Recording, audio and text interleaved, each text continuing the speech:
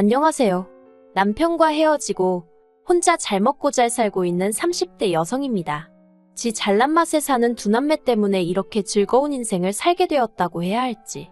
아무튼 제 이야기 좀 하고 싶어서 찾아왔네요. 남편하고는 지인의 소개로 만났는데 처음 만났을 당시 남편은 작은 무역회사에 다니는 평범한 직장인이었고 저도 마찬가지로 작은 광고회사를 다니는 중이었습니다.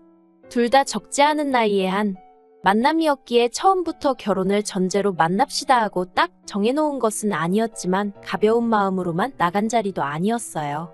그리고 다행이라고 해야 할지 첫 만남이었음에도 불구하고 말이 너무 잘 통하더라고요. 특히나 제가 커피에 관심이 많았는데 남편도 커피만큼은 자기 취향이 확고한 사람이었던지라 즐거운 대화를 나눌 수 있었죠. 이후로도 저희는 커피로 유명한 카페를 찾아다니며 데이트를 하게 되었고 그렇게 연애한 지 2년 만에 결혼 이야기까지 나오는 사이가 되었습니다. 사실 그 무렵 이미 친구들 중 갈만한 친구들은 다 시집을 간 상황이었기 때문에 저라고 조급한 마음이 없던 것은 아니었어요. 그렇다 보니 남편이 먼저 결혼 이야기를 꺼냈을 땐 기쁜 마음과 동시에 뭐랄까 약간 안도하는 마음도 있었던 게 사실입니다. 그래서 남편의 프로포즈를 기쁘게 받아들였고 일주일 후에 바로 남편이 본가에 인사를 드리러 가게 되었지요. 남편의 본가에는 시부모님 두 분과 아직 결혼하지 않은 남편보다는 3살 어린 신우가 있었습니다. 그리고 남편과 신우의 사이는 제가 보고 들은 보통의 남매들과 비교하자면 유난히 가깝게 느껴졌는데 그때만 해도 저는 제 자신이 너무 예민한가 싶었어요. 아무래도 제가 남자 형제가 없다 보니 제 자신이 색안경을 끼고 보는 건 아닌가 싶기도 했고요. 하지만 돌이켜 생각해보면 신우는 이미 그때 당시 나이가 20대 후반으로 적지 않았음에도 불구하고 매사 저희 남편에게 의지하는 성향이 강했고 남편은 남편대로 그런 신우를 안쓰럽고 애틋하게 여겼습니다. 그래서 처음 시댁에 인사를 가던 날 남편이 하는 말이 신우가 행여 실수를 하더라도 너그럽게 이해해주면 좋겠다고 하더라고요. 그리고 그때만 하더라도 저는 그냥 의례껏 하는 이야기라고 생각했기 때문에 그러겠다 했습니다. 어쨌든 저보다도 1살 아래였으니 여동생이다 여기면 되겠지 싶었죠. 그런데 막상 신우를 만나보니까 이건 뭐 어디까지 받아주는 게 맞을지 모르겠더라고요.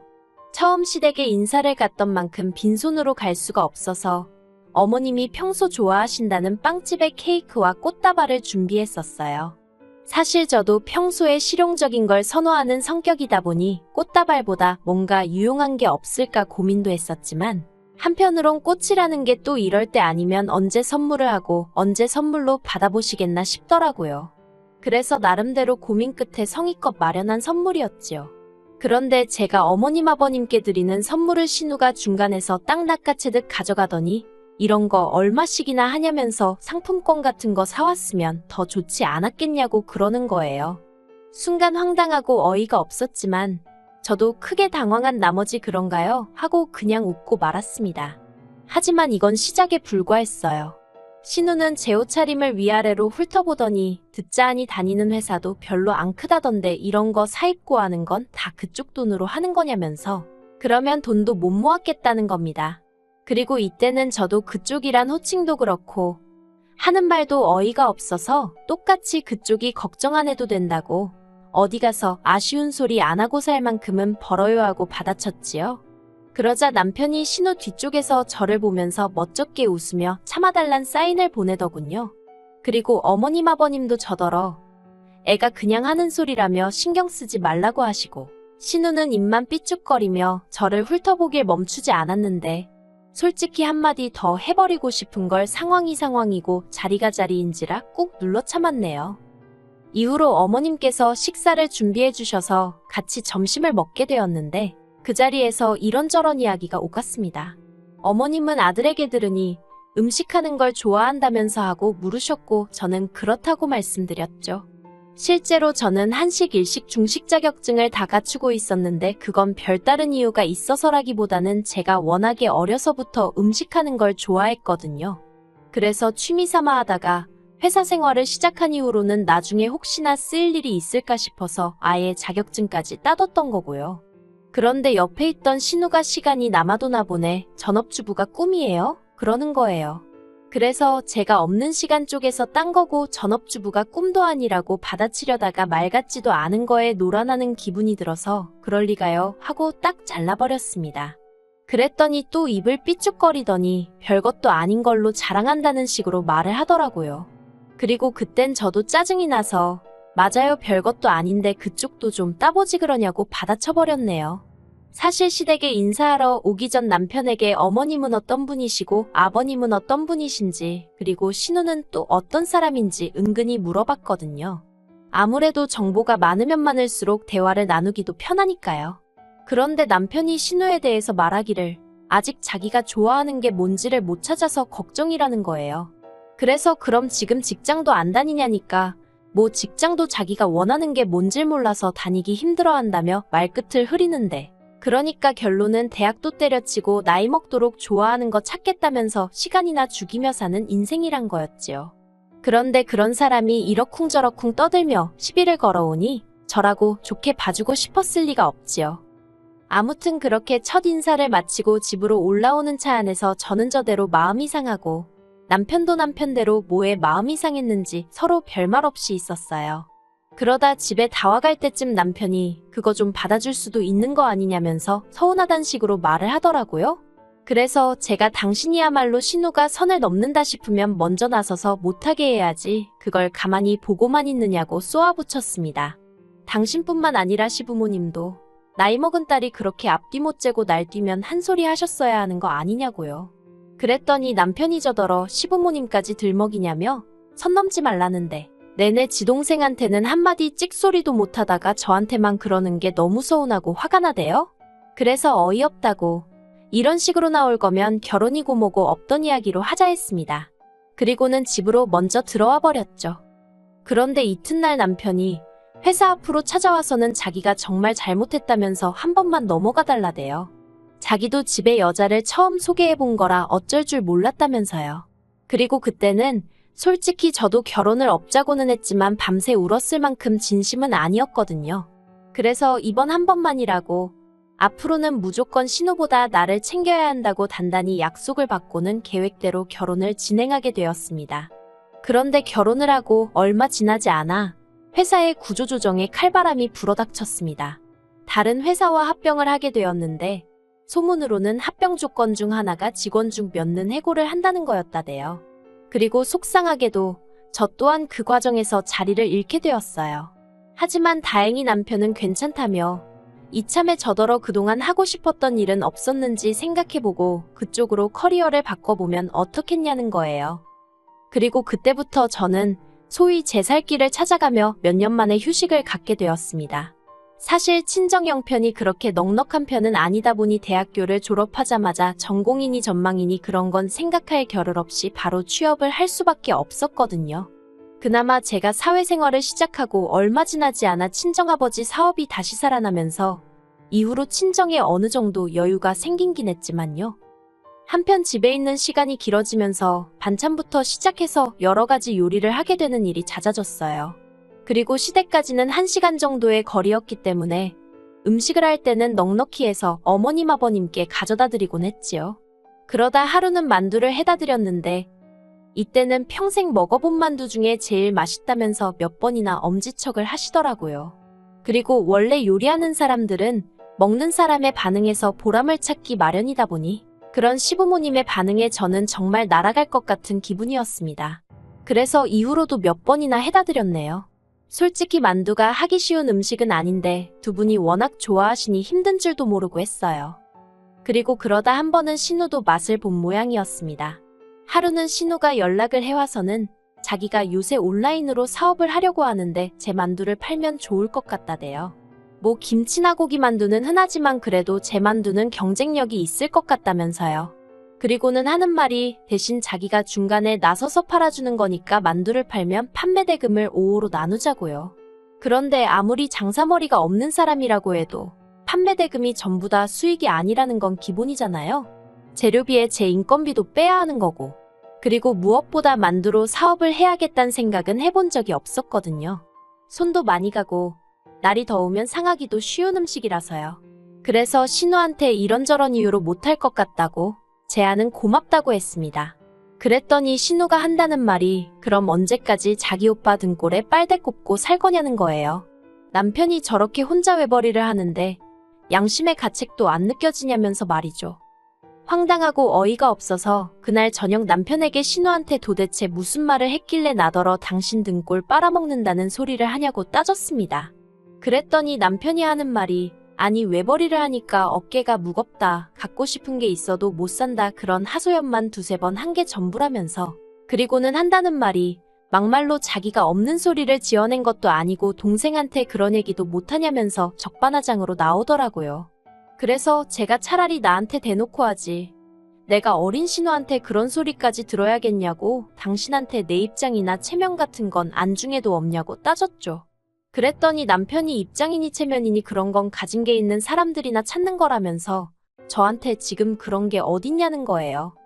아니 이럴 거면 처음부터 하고 싶은 일이 뭔지 생각해보라는 둥 그딴 듣기 좋은 소리 자체를 하질 말지. 이제 와서 정말 어이없다고 저도 큰 소리를 냈습니다. 그랬더니 남편이 자기가 말을 그렇게 한 건 한마디로 기운내라는 뜻이었지 이렇게 3달씩이나 집에 들어앉아 있으라는 게 아니었대요. 그러면서 차라리 말 잘했다며 이렇게 된 거 당장이라도 내일부터 나가서 어디 택배 승하차라도 하라는데 얼마나 서운했는지 모릅니다. 사실 제가 직장은 나왔어도 실업급여도 받고 있었고 상황을 알고 계신 친정부모님께서 다달이 100만 원씩 보내주고 계셨거든요. 그래서 그걸로 남편 월급에 보태 생활비를 충당하고 있었는데 막말로 남편이 월급을 1,000만 원, 2,000만 원씩 벌어오는 상황도 아니면서 겨우 3달 동안 혼자 회사 다녔다고 생색이라니 정말 기도한 차대요. 그래서 제가 잠깐 와이프가 일 좀 쉰다고 이런 식으로 나오는 거면 나중에 내가 정말 어디 아프기라도 해서 일 못하게 되면 그땐 당신 억울해서 죽는 거 아니냐고 비꼬아 버렸습니다. 그랬더니 남편이 저더러 말을 그렇게밖에 못하냐면서 자기도 솔직히 할 말 많은데 참고 있는 거라고. 그러니 어쩌다 신우한테 한마디 들은 걸로 이렇게 유난 떨지 말라나요. 그리고 이런 말까지 듣고 솔직히 기분 안 상할 와이프가 어디 있을까요? 저는 뜬 눈으로 밤을 새웠을 만큼 서운하고 섭섭한 마음을 감출 수가 없었고 결국 이튿날 남편에게 당장 내일이라도 택배 승하차든 뭐든 하겠다 했습니다. 대신 조건이 있다고 신우더러 나한테 말 막 한 거 사과하라고 해달라고 했어요. 당신이 나한테 서운한 건 이해하겠지만 그렇다고 신우가 나설 자리는 아니었으니 신우한테 정식으로 사과받아야겠다고요. 그랬더니 남편이 저더러 정신을 못 차렸답니다. 오히려 신우 아니었으면 이렇게 부부간에 허심탄회하게 이야기할 일이나 있었겠냐며 오히려 저더러 신우한테 가서 여러 가지로 신경 쓰게 해서 미안하다 그리고 고맙다고 얘기하고 오라나요? 그리고 그런 남편의 말에 저는 크게 충격을 받아서 제가 남편더러 정말 끝까지 이렇게 신우 편만 들 거냐고 물었습니다. 터져나오려는 눈물을 간신히 억누르며 말이에요. 그런데 그런 저를 보고도 남편은 이제 지금 누구 편드는 거냐며 저더러 일을 안 하고 집에만 있으니까 너무 예민해진 거 아니냐며 제가 우는 건 알아서 할 일인데 자기까지 아침부터 피곤하게 만들지는 말라대요. 그리고 그런 남편의 모습을 보고 있으니 이 결혼 생활과 이 부부 사이에 희망이란 게 있긴 한 건가 하는 생각이 들었습니다. 시간이 흘러 제가 만약 어디라도 못 쓰게 되면 저 사람이 나를 아내로 대하기나 할까 싶었고 힘들고 지치는 순간에 남편한테 의지할 수 있을까 하는 의문이 들었지요. 그래서 남편에게 저도 진심 반 홧김 반으로 그러면 그냥 나랑 살지 마 하고 소리를 질렀습니다. 그랬더니 남편이 기도 안 찬다는 표정으로 네가 먼저 헤어지자고 했다며 이번엔 안 잡을 거라더니 네 말대로 헤어지자 하고 나가버렸어요. 그렇게 쾅소리를 내며 닫히는 문을 보고 있으니 망연자실이라고 해야 할지 눈물만 나오고 말도 안 나오대요. 하지만 이렇게 남편의 속내를 본 상황에서 저라고 무슨 미련이 남았겠어요. 제 집만 챙겨서 친정으로 향했습니다. 집은 남편이 자취하던 집에서 일단 제 집만 들여서 살림을 시작했던 차라 이래저래 따질 것도 없었고요. 그렇게 남편과 헤어지고 저는 몇 달 뒤 작은 식당을 열었습니다. 테이블 4개의 예약만 받아서 저 혼자 하는 식당이었어요. 그리고 광고회사 일은 별로 좋아하지 않았어도 어쨌든 몇 년을 하던 분야다 보니 제 가게 하나 정도 홍보하는 건 어렵지 않더라고요. 주변 사람들의 도움도 많이 받았으니까요. 그래서 금세 핫한 가게로 여기저기 소개가 되어서 가게 여는데 들인 7천만 원 버는데 1년도 채 걸리지 않았습니다. 그리고 여기저기 미디어랑 인터뷰도 하게 되었는데 그걸 남편이 본 건지 신우가 보고 남편한테 말을 해준 건지 아무튼 남편에게 연락이 왔더라고요. 소식 듣고 연락한다며 잘 지내는 것 같아 보기 좋다고. 제가 이렇게 성공할 거라 믿었다나요? 웃기지도 않아서 콧방귀도 안 나왔어요. 그리고 원래는 가볍게 무시하려고 했는데 또 이때 아니면 그때 하려다 못한 말을 전할 회가 오겠나 싶어서 당신하고 살았으면 평생 나한테 이런 능력이 있는 줄 몰랐을 거라고 놔줘서 고맙다고 답장했습니다. 덕분에 이렇게 사장 소리도 들어보고 살게 되었다고요. 그랬더니 남편이 자기는 저랑 헤어지고 나서 한 번도 저를 잊어본 적이 없다며 우리 정식으로 다시 한번 시작해볼래 하는데 어이가 없어서 제가 글자 그대로 푸아하라고 적어서 답장했습니다. 그리고 처음 남편 과절을 이어줬던 지인에게 남편의 소식을 전해 듣게 되었는데 그 회사도 구조조정 바람이 불어서 남편이 잘렸다대요. 그런데 더 웃긴 건 남편이 잘리면서 퇴직금 얼마 받은 걸 신우가 사업하겠다며 빌려갔는데 사기를 당했답니다. 왜 요새 1억 빌려주면 이자를 얼마를 주겠네 하며 사기치는 사람들 있잖아요. 그거에 당했다대요. 아이고 똑똑한 척 잘난 척은 혼자 다 하더니 아무튼 뭐 지인한테는 혹시 그쪽에서 묻거든 저는 아주 잘 지낸다고 근시일 내에 집도 사고 그러게 생겼다고 꼭 좀 소식 전해달라 했습니다. 남편은 몰라도 신우는 아마 제 소식 들으면 배가 아파서 떼굴떼굴 구르고도 남을 텐데 그걸 제 눈으로 못 봐서 아쉬울 뿐이네요.